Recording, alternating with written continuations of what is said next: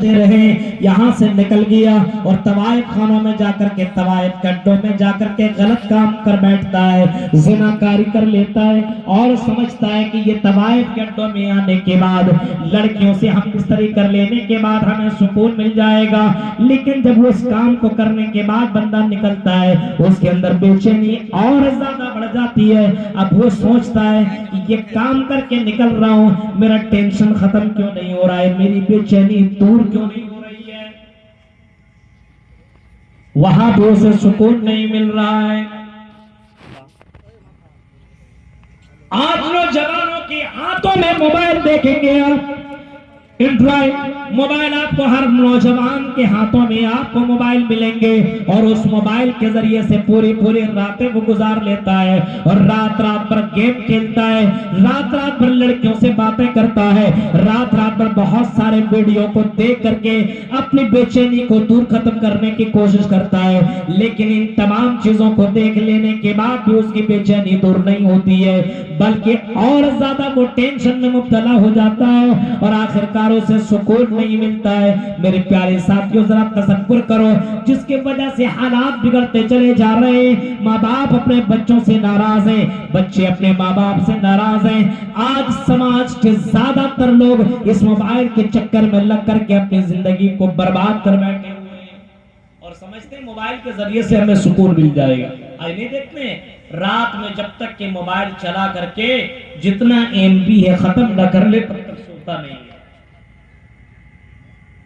12 بجے تک چلا رہا ہے، شارٹ ویڈیو دیکھ رہا ہے، لڑکے لڑکیوں کی وہ تمام حرکتیں اپنے موبائل کے اندر موجود ہیں، ڈانس، اور اس طریقے سے لڑکی کی ہر ادا کو دیکھنے کی کوشش کرتا ہے، اور یہاں تک کہ کچھ منچرے لڑکے ایسے بھی آپ کو ملیں گے جو گندی ویڈیو دیکھ کر کے رات میں سوتے ہیں اور غلط چیزیں سن کر کے سوتے ہیں کہ چلو سکون مل جائے، لیکن میرے بھائی اس کی زندگی کے اندر سکون نہیں ہے،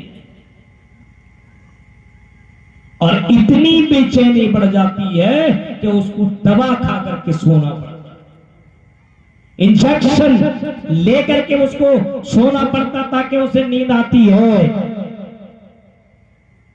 بہت سے لوگ کہتے ہیں مولوی صاحب ٹینشن دور کرنے کا سب سے بڑا سامان ہے پیسہ، دولت آ جائے سارا ٹینشن ختم، دولت نہیں تو ٹینشن ہے۔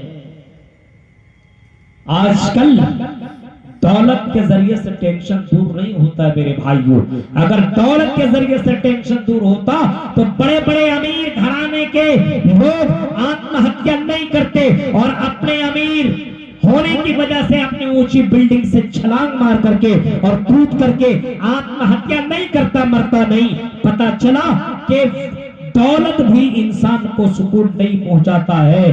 اگر دولت سکون پہنچاتا تو یونان کا بہت امیر زادہ آدمی، بہت ہی امیر آدمی، اور اس کی ایک ہی بیٹی، ایک ہی جوان اور خوبصورت لڑکی تھی، اور اپنے باپ کی اکلوتی وہ بیٹی تھی، اور پورے زمین و جائیداد کی وہ مالکن تھی۔ باپ انتقال ہو جانے کے بعد یہ 24-25 سال کی یہ لڑکی ہے اور ارب پتی ہے، اس نے سکون حاصل کرنے کے لیے اپنی دولت کو فائدہ اٹھانا شروع کر دیا، اور ان کو جہاں جہاں جیسا ملا ویسا کرتا چلا گیا، یہاں تک کہ یہ یونان کے رہنے والی اس خاتون نے ایک نہیں بلکہ آرام حاصل کرنے کے لیے اور سکون حاصل کرنے کے لیے اپنے پیسے کے بل بوتے پہ چار اس نے نکاح کیے، ایک سے نکاح کیا، دل نہ بھرا، سکون نہ ملا تو دوسرا کر لیا، دوسرے سے نکاح کیا، اگر دوسرے سے دل نہ بھرا طلاق دیا اور تیسرا کر لیا، تیسرے سے دل نہ بھرا تو تیسرے کو بھی ریجیکٹ کیا، طلاق دیا، اور چوتھے سے نکاح کر لیا، لیکن تب بھی اس کی زندگی کے اندر سکون نہ آیا۔ جب اس کی زندگی میں سکون نہ آیا تو آخرکار وہ اپنے باتھ روم کے اندر ہارٹ اٹیک سے اس کا انتقال ہو گیا۔ پتہ یہ چلا اگر دولت انسان کو اگر سکون پہنچاتا تو ہارٹ اٹیک سے اس کا انتقال نہ ہوتا۔ اور اسی طریقے سے فلمی دنیا کے بہت سے لوگوں کو آپ دیکھیں گے کہ آتم ہتیا کر کے مرتے ہوئے آپ نے بھی دیکھا ہوگا۔ یعنی دولت انسان کو سکون نہیں پہنچاتا ہے میرے بھائی، اور ٹینشن آپ دیکھتے ہیں دولت مند آدمی سوتا ہے صحیح سے، پیسہ ہے، لیکن اس کی زندگی میں آرام اور سکون نہیں۔ کہاں ہے سکون؟ کہاں ہے آرام؟ کہاں ہے امن؟ کہاں ہے زندگی؟ کہاں ہے؟ آؤ ہم قرآن سے سوال کرتے ہیں، قرآن تو بتا، اے قرآن تو بتا، ہم نے دنیا کے ہر خطے میں سکون ڈھونڈنے کی کوشش کی، شراب پی کر کے بھی ہم نے سکون حاصل کرنا چاہا، شراب کا نشہ جب تک باقی رہا تب تک تو ہم آرام سے لئے، لیکن جیسی شراب کا نشہ ٹوٹا وہی بے چینی آ گئی، زنا کے ذریعے سے اور لڑکیوں کے چکر میں اور لڑکیوں کے پا کر کے آپ نے سوچتا ہو سکون حاصل کر لے، جب تک لڑکیوں سے ملاقات کرتا ہے، ملاقات کر لینے کے بعد یا کسی لڑکا سے ملاقات کر لینے کے بعد اس کی زندگی میں بے چینی آ جاتی ہے، بار بار وہی مناظر اس کے سامنے آتے رہتے ہیں، اے اللہ میں نے کیسا گناہ کر لیا ہے، آدمی بے چین ہو جاتا ہے۔ اسی طریقے سے اگر کوئی آدمی اور بھی غلط کام کرتا ہے اسے سکون نہیں ملتا بلکہ بے چینی اور زیادہ بڑھ جاتی ہے۔ قرآن کہتا ہے الذین آمنوا ولم یلبسوا ایمانہم بظلم اولئک لہم الامن، جن لوگوں نے ایمان لایا اور ایمان لانے کے بعد، ایمان مطلب اللہ اور اس کے رسول کے اوپر ایمان لانے کے بعد، آخرت کے اوپر ایمان لانے کے بعد، اللہ کو اللہ مان لینے کے بعد، رسول کو رسول مان لینے کے بعد، اللہ کو اللہ مان لینے کے بعد ظلم نہیں کیا۔ الذین آمنوا ولم یلبسوا ایمانہم بظلم، ایمان لانے کے بعد اس نے ظلم نہیں کیا، اس نے شرک نہیں کیا، اس نے توحید کے ساتھ کوئی کمپرمائز نہیں کیا، اس نے اللہ کے ساتھ کسی کو شریک نہیں کیا، اتنا توحید ان کا مضبوط رہا کہ اگر بیٹا بیٹی نہ ملا تو کچوچا شریف نہ بھاگا، کسی پیروں کے درگاہوں کے اوپر نہ گیا، کسی مزاروں کے پاس نہ گیا، بیٹا بیٹی نہیں ملا کوئی مسئلہ نہیں ہے، ارے اللہ رب العالمین تو بیٹا بیٹی کا مالک ہے، للہ ملک السماوات والارض یخلق ما یشاء یہب لمن یشاء اناثا ویہب لمن یشاء الذکور، وہی اللہ جسے چاہتا بیٹا دیتا ہے اور وہی اللہ جسے چاہتا بیٹیاں دیتا ہے اور وہی اللہ جسے چاہتا دونوں ملا کر کے دیتا ہے اور وہی اللہ جسے چاہتا بانج رکھ دیتا ہے۔ دنیا کی ساری طاقتیں مل کر کے اولاد دینا چاہے تو اولاد نہیں دے سکتی ہے۔ ان کا عقیدہ اتنا مضبوط کہ شادی کر لینے کے بعد 10 سال تک اگر بیٹا بیٹی نہ ملا تو درگاہوں کے چکر نہ لگایا، کسی بابا کے پاس اور کسی پاکھنڈی مولویوں کے پاس جا کر کے اس نے شرک کی تعویذ، اس نے تعویذ لے کر کے اپنے گلے میں باندھ کر کے اس نے اللہ کے ساتھ ظلم نہ کیا، اللہ کے ساتھ شرک نہ کیا، یعنی اللہ کے اوپر ایسا بھروسہ کیا کہ اللہ جس طریقے سے تو نے ابراہیم علیہ السلام کو اللہ 80 سال کی زندگی میں تو نے اسماعیل عطا کیا تھا، جس طریقے سے تو نے حضرت زکریا علیہ السلام کو بڑھاپے کے عمر میں حضرت زکریا کو یحییٰ عطا کیا تھا۔ اے اللہ میرا بھی عقیدہ اور میرا بھی ایمان اتنا مضبوط ہے کہ اللہ تیرے علاوہ کوئی بیٹا بیٹی دینے والا نہیں ہے، لیکن آج مسلمانوں کا عقیدہ دیکھیے، اگر شادی ہو جائے اور 2 سال تک 4 سال تک بچہ بچی نہ ہوئے، نہیں کر رہے ہو، وہاں جاؤ نا، وہاں جاؤ۔ آج مسلمانوں کا عقیدہ بہت کمزور ہو چکا ہے، ایمان بہت کمزور ہو چکا ہے، یہ حال ہے۔ کاروبار میں اگر برکت نہ ہو رہی ہو، بزنس نہ بڑھ رہا ہو تو مولویوں کے دیے ہوئے تعویذ باندھ دیا، قرآن کی آیتوں کو لٹکا دیا۔ کیوں بھائی؟ ان قرآن کی آیتوں کو لٹکانے کے بعد کیا برکتیں آتی ہے؟ قرآن کے پڑھنے سے برکت ہے، قرآن کے لٹکانے سے برکت نہیں ہوتی ہے۔ مسلمانوں کے اندر یہ بھی ایک گڑبڑی ہے، یہ بھی ایک شرک ہے، اور یہ بھی ایک بہت بڑا رسم ہے کہ آج مسلمانوں کے گھروں کے اندر آپ قرآن کے نسخوں کو لٹکے ہوئے دیکھیں گے، لیکن قرآن کی آیتوں کو پڑھتے ہوئے آپ کو نظر بہت کم آئے۔ آج دیکھیے کوئی کما رہا ہے اور وہ ترقی کرنے لگا تو دوسرا آدمی اس کو دیکھ کر کے جلنے لگا، ارے وہ آگے کیسے بڑھ رہا ہے، میں پیچھے کیسے ہوں۔ اور اس کی بیوی، ارے تو کیا کر رہا ہے، اس کو دیکھو۔ اپنے بیوی کو مانا ایسا آئے گا کہ لوگ حلال و حرام کی ذرہ برابر پرواہ نہ کریں گے۔ دولت کے معاملے میں اتنا زیادہ آدمی ڈوب جائے گا اور اتنا آدمی اس معاملے میں غفلت میں چلا جائے گا کہ حلال و حرام کی ذرہ برابر اس کو تمیز نہ ہوگی۔ پیسہ آنا چاہیے، چاہے حلال طریقے سے ہو یا حرام طریقے سے ہو، آدمی کمانے کے چکر میں حلال و حرام کو بھول جائے گا اور دولت کمانے کے لیے آدمی بے تحاشا محنت کرے گا۔ حلال طریقے سے ہو یا حرام طریقے سے ہو، پیسہ آنا چاہیے۔ آج دیکھیں مسلمانوں کو کتنے لون والے کاروبار کر رہے ہیں، موبائل بھی لون میں اٹھا رہا ہے۔ 25,000 کا موبائل آپ کو مل رہا ہے لون میں، اگر لے رہے ہو ہر مہینہ 2500 بھرنا، 2000 بھرنا، 2200 بھرنا، 25,000 والا 30,000 میں آپ کو مل رہا ہے۔ دے رہا آ کر کے عورتوں کے اندر یہ چیزیں آ چکی ہیں، مردوں کے اندر یہ چیزیں پہنچ چکی ہیں۔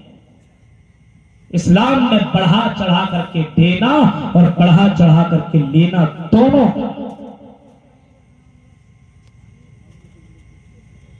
اور اسلام یہ بھی کہتا ہے یا ایھا الذین آمنوا لا تاکلوا الربا اضعافا مضاعفا، بڑھا چڑھا کر کے لینے دینے دونوں چیزیں اسلام کے اندر اللہ تعالیٰ نے حرام قرار دیا، منع کر دیا ہے۔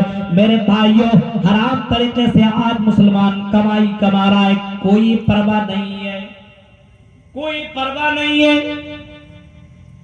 اگر آپ سلف صالحین کو دیکھیں گے اور پچھلے زمانے کو دیکھیں گے تو آپ پائیں گے کہ پچھلے زمانے کی عورتیں اتنی زیادہ دیندار ہوا کرتی تھی، اتنی زیادہ اللہ سے ڈرنے والی ہوا کرتی تھی۔ باقاعدہ آپ دیکھیں گے، کتابوں کا مطالعہ کیجئے، عورتیں اپنے شوہروں سے کہا کرتے تھے، عورتیں ماں کی شکل میں ہو، بیوی کی شکل میں ہو، بہن کی شکل میں ہو، بیٹے کی شکل میں ہو، اگر کمانے کے لیے اس کا شوہر جانے لگتا تھا، کمانے کے لیے اس کا بھائی جانے لگتا تھا، کمانے کے لیے اس کا باپ جانے لگتا تھا، عورتیں اپنے شوہروں سے باقاعدہ یہی کہا کرتے تھے، اے میرے شوہر آپ کمانے کے لیے جا رہے ہیں، کمائیے گا ضرور، لیکن اے میرے شوہر، اے میرے ابو، اللہ سے ڈرتے رہیے گا، اور جب بھی کمائیے گا حلال کمائی کمائیے گا، حرام کمائی مت کمائیے گا۔ اے میرے ابو، اے میرے شوہر، اے میرے بھائی، آپ نے اگر حرام کمائی کما لیا اور اگر حرام پیسے کو ہم نے اپنے جسم کے اندر کر لیا، ہم دنیا کی تکلیف تو برداشت کر سکتے ہیں، لیکن حرام کمائی کھا لینے کے بعد جہنم کی تکلیف کو ہم برداشت نہیں کر سکتے۔ میرے پیارے بھائیوں، پہلے کی عورت اتنی زیادہ دیندار ہوا کرتی تھی، اپنے شوہروں کو اور اپنے کمانے والوں کو یہ نصیحت کر کے کمانے کے لیے بھیجا کرتی تھی۔ آج بتائیے کون ایسی عورت ہے جو اپنے شوہروں کو بولتی ہے نماز روزے کے پابندی کرنا، حلال طریقے سے کمانا، کم کمانا چلے گا لیکن حرام طریقے سے مت کمانا۔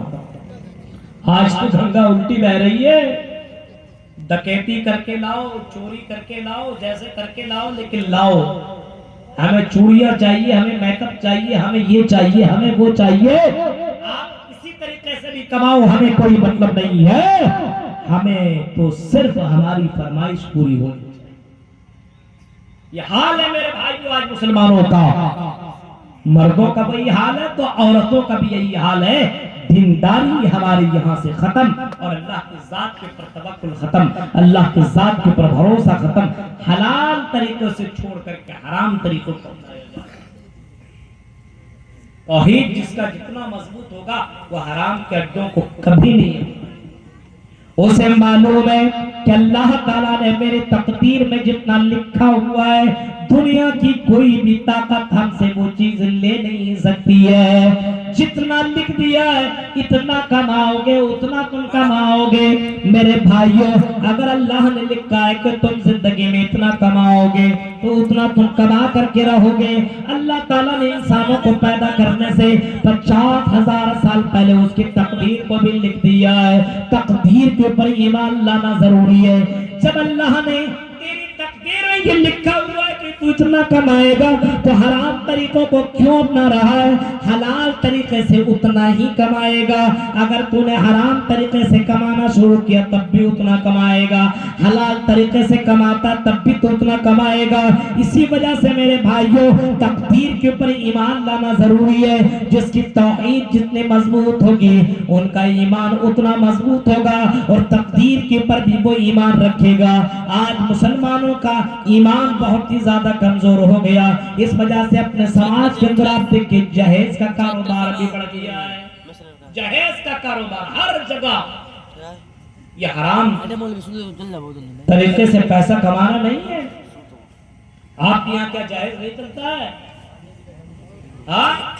آپ کے یہاں جہیز نہیں چلتا؟ بتائیے, حرام طریقے سے آپ پیسے لے رہے ہو, حرام طریقے سے اس کے گھر سے زیورات, اس کے گھر سے سامان اپنے گھر میں پہنچوا رہے ہو. اسلام نے ان تمام چیزوں کو باقاعدہ حرام قرار دیا ہے اور ان تمام راستوں کو اسلام نے روکا ہے.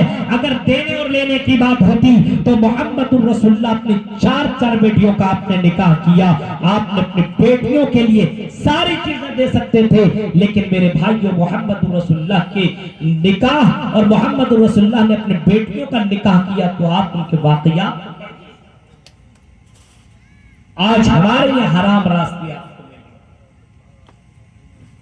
توحید کے اندر گڑبڑی ہے, توحید نہیں ہے ہماری.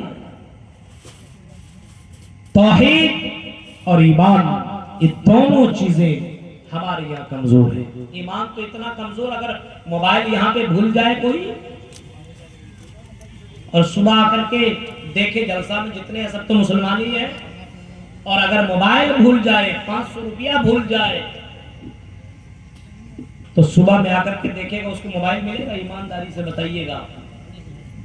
اور اعلان بھی کرے گا مائک سے, مولوی صاحب کہ یہاں پہ کسی کا موبائل غائب ہو گیا تھا, رات میں چھوٹ گیا تھا, اگر کسی بھائی کو ملا ہو تو لا کر کے دے دے. ایسا لگے گا کوئی فرشتہ لے کے بھاگ گیا, ملے گا ہی نہیں. ایمان کہاں ہے میرے بھائیوں؟ پہلے کے لوگ کتنے زیادہ ایمان والے تھے, ذرا غور کرو, سوچو. دوسرے کا سامان اٹھانا کبھی بھی وہ پسند نہیں کرتے تھے. دوسرے کا سامان اٹھانا ان کو گوارا نہیں تھا. آپ نے عبداللہ مبارک کا نام بھی سنا ہوگا. بہت بڑے محدث گزرے ہوئے ہیں, بہت بڑے محدث گزرے ہوئے ہیں. ان کو باغیچے کے مالک نے اپنے باغیچے کے دیکھ ریکھ کے لیے رکھا, اپنے گھر میں اپنے باغیچے میں رکھا کہ میرا اتنا بڑا باغیچہ, اس کی دیکھ ریکھ تم کرتے رہنا اور اس کی حفاظت تمہاری ذمہ داری ہے, اس کو تم دیکھتے رہنا. یہ عبداللہ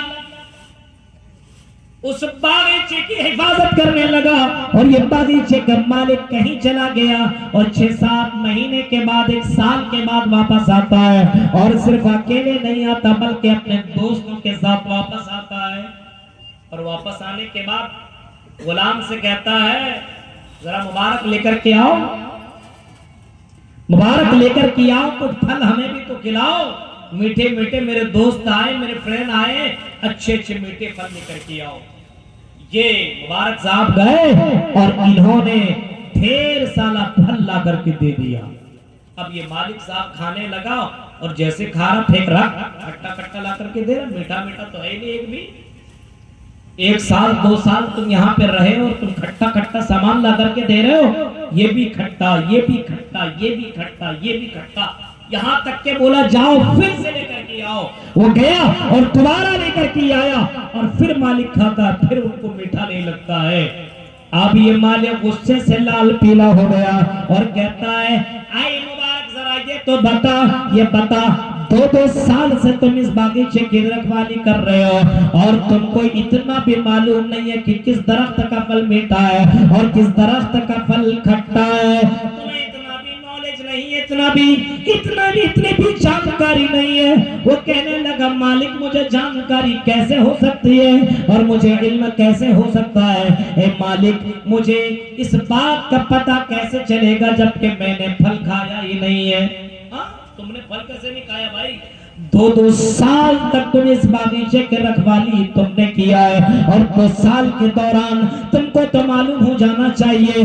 मालिक की बात सुनकर के गुलाम जवाब देता है, मुबारक साहब जवाब देते हैं, आए मालिक आपने मुझे बागीचे के रखवाली के लिए रखा था, देख रेख के लिए रखा था, आपने मुझे खाने के अलाउ नहीं किया था, ऑर्डर नहीं दिया था, हुक्म नहीं दिया था, आपने बोला था बागीचे की देख रेख करना।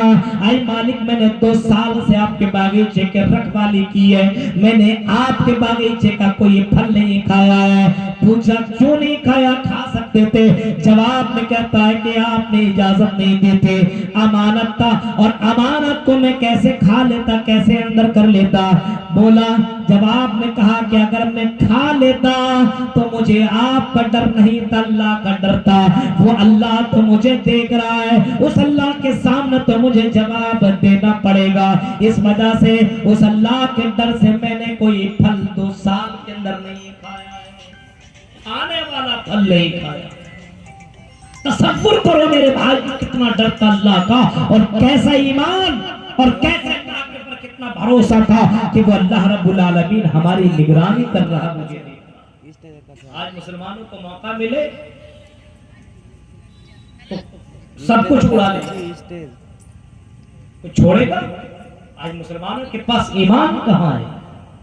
ये जवाब सुन लेने के बाद मालिक वहीं पे ताज्जुब की नजरों से देखने लगा और देख लेने के बाद कहता है, आए गुलाम मेरी एक एकलौती बेटी है, बड़ी खूबसूरत है। आए गुलाम मैं चाहता हूं कि मैं दीनदार लड़के से उसके निकाह कर दूं। मेरी नजर में आज तक मैंने तुमसे ज्यादा दीनदार लड़के को नहीं पाया है। अपने उस गुलाम से उस मालिक ने अपनी बेटी का निकाह कर दिया। मेरे प्यारे साथियों तसव्वुर करो, गौर करो, एक मालिक ने ईमानदारी की वजह से और उसकी ईमान की वजह से अपनी प्यारी और खूबसूरत सी बेटी उसके निकाह में दे देता है। आज मुसलमानों के अंदर आपको वो ईमान नजर नहीं आएगा। आज कहीं किसी की अमानत रखी जाए, अमानत रखी जाए, अमानत में खयानत है, कोई देखने वाला थोड़ी है। ईमान ही नहीं है आज हमारे, कोई देखने वाला नहीं है। अब तसव्वुर करो मेरे भाइयों, आज हमारा ईमान, हमारा अकीदा, हमारी तौहीद कितनी कमजोर है। अल्लाह रब्बुल आलमीन देख रहा है, इसका तो जर्रा बराबर किसी को एहसास नहीं। जलसों में आ रहे लोग, इतना भी डर नहीं है कि अल्लाह रब्बुल आलमीन देख रहा है और जलसे में कुरान की आयतें पढ़ी जा रही है और हदीसें पढ़ी जा रही है, सहाबा कराम के वाक़ियात बयान किए जा रहे हैं। हम कई गलत काम करेंगे तो मेरे भाइयों हमें डबल गुनाह मिलेगा। लेकिन इसके बावजूद आप लड़कियों को देखिए, लड़कों को देखिए, आज जलसे के नाम पर कितनी ज्यादा गंदगियां फैलाते हैं और कौन सा वो काम नहीं करते हैं जो आज जलसों के अंदर दिखता नहीं है। मेरे भाई जरा तसव्वुर करो, क्यों हमारे समाज के अंदर ये सारे काम हो रहे हैं? सिर्फ एक वजह है, उसकी वजह है कि हमारा ईमान कमजोर, सिर्फ हमारा ईमान कमजोर। अल्लाह रब्बुल आलमीन हमें और आपको देख रहा है मेरे भाई। रात की तारीकी में एक काली छोटी जमीन के ऊपर चलती हो तब भी उसकी चलने की आवाज को देखता और सुनता है। उसकी चलने की हरकत को अल्लाह ताला रिकॉर्ड कर रहा है, देख रहा है। आज हम और आप ये समझते हैं कुछ कर रहे हैं, अल्लाह ताला देखने वाला नहीं है। मेरे भाइयों, यालमून मा तफअलून किरामन का कातिबीन यालमून मा तफअलून। फरमाया किरामन कातिबीन, हमने दो लिखने वाले को मुकर्रर कर दिया है। दो फरिश्ता तुम्हारे दरमियान हमेशा रहता है। तुम कोई भी हरकत करो, कोई भी काम करो, अल्लाह ताला तुम्हारे हरकतों को रिकॉर्ड कर रहा है, तुम्हारे हरकतों को अल्लाह ताला देख रहा है। और अल्लाह रब्बुल आलमीन के वो फरिश्ते लिख रहे, नेकियां लिखने वाले नेकियां लिखते हैं और बुराइयां लिखने वाले बुराइयां लिखते हैं। यहाँ तक के जब इंसान मर जाएगा, उसके बाद उसकी जिंदगी का फैसला होगा, तो अल्लाह रब्बुल आलमीन उसके सामने उसके नामा-ए-आमाल ला करके रख देगा और अल्लाह ऐलान करेगा, इक़रा किताबक कफ़ा बिनफ़्सिकल यौमा अलैका हसीबा।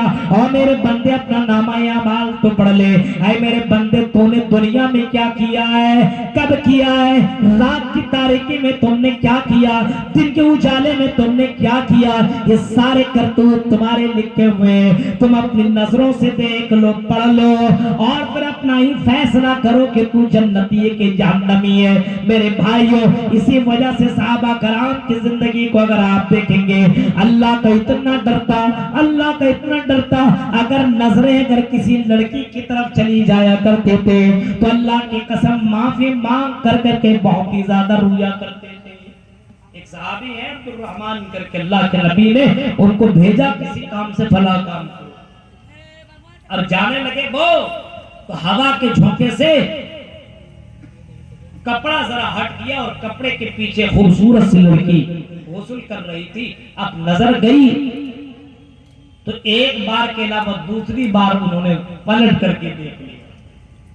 अब फिर एहसास हुआ कि मैंने तो बहुत बड़ा गलत कर लिया है, बहुत गुनाह कर लिया है। इतना शर्मिंदा हुआ कि वो पहाड़ के ऊपर चल गया और रोता गया, माफी मांगता रहा अल्लाह से कि अल्लाह तो मुझे माफ कर दे। यहां तक कि इतना रोया, इतना रोया। एक दो दिन के बाद अल्लाह के नबी कहते हैं वो सहाबी कहाँ है। जब उनको ढूंढा गया और लाया गया तो देखता कि ये सहाबी बिल्कुल पतले दूले हो चुके हैं। रो रो करके माफी मांग मांग करके पूछा गया क्या हुआ, तुम्हारा ये हालत, तुम्हारी ये हालत कैसे हुई। जवाब में कहता है कि अल्लाह के नबी क्या बताओ, आपने मुझे काम करने के लिए भेजा था और मैं काम करते करते रास्ते में जा रहा था, मेरी नजर लड़की के ऊपर पड़ी। एक से दो तीन बार मैं उस लड़की के ऊपर नजर उठा करके मैंने देख लिया।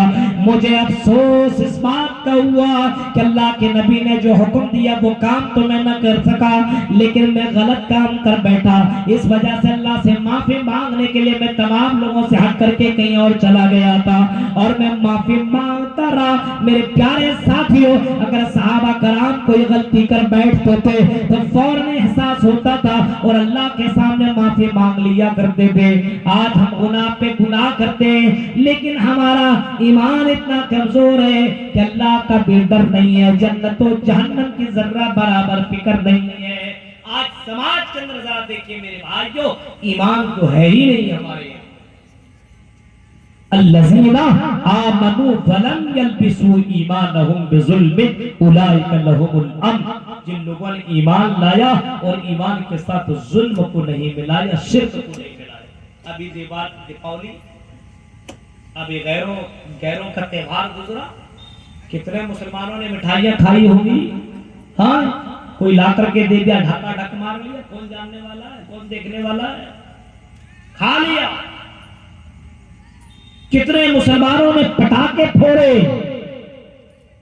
कितने मुसलमानों ने पटाखे फोड़े। और ये मेले ठेले में जाकर के ये भी अपने बच्चों को पटाखे दे देते लोग, और घर के बाहर पटाखे बच्चे फोड़ रहे हैं। इन बच्चों की तरबियत कौन कर रहा है? माँ बाप, और उनको सिखा रहा है कि फोड़ लो। मेरे भाइयों, जरा तसव्वुर करो, अल्लाह के नबी सल्लल्लाहु अलैहि वसल्लम बच्चे को समझा रहे हैं, छोटे से बच्चे को अल्लाह के नबी दर्स दे रहे हैं, समझा रहे हैं। या गुलाम, आए गुलाम, इज़ा सालता फसलिल्लाह, जब भी मांगना तो अल्लाह से मांगना, वइज़स्तअनत फस्तइन बिल्लाह, और जब भी तुम मदद तलब करना तो अल्लाह से मदद तलब करना।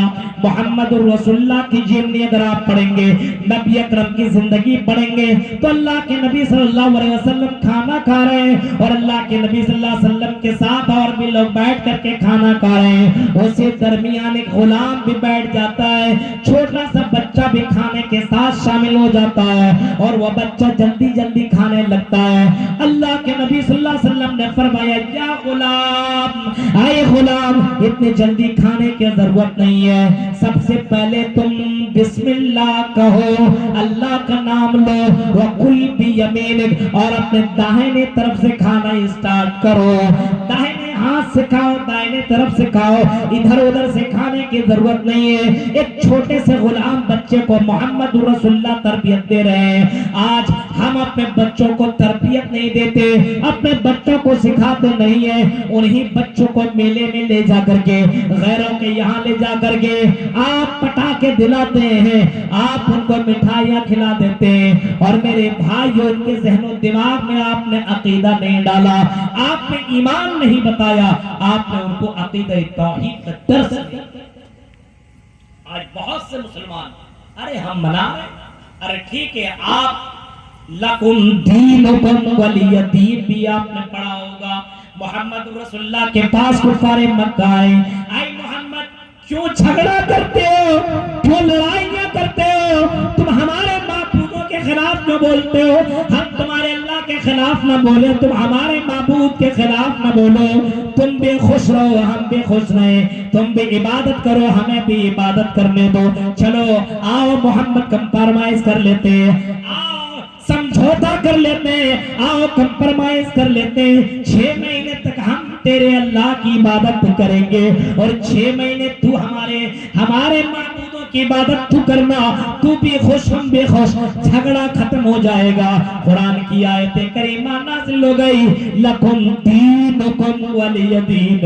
आए लोगों, ये दीन तुम्हें मुबारक हो, तुम्हारा दीन तुम्हें मुबारक, हमारा दीन हमें मुबारक हो। न तुम हमें लुकमा दो, न हम तुम्हें लुकमा दे, न तुम हमें टोको, न हम तुम्हें टोके। तुम अपनी इबादत करते रहो, हमें अपनी इबादत करने दो। लेकिन मेरे भाइयों, तौहीद के साथ मोहम्मद रसूलुल्लाह ने कोई कंप्रोमाइज नहीं किया।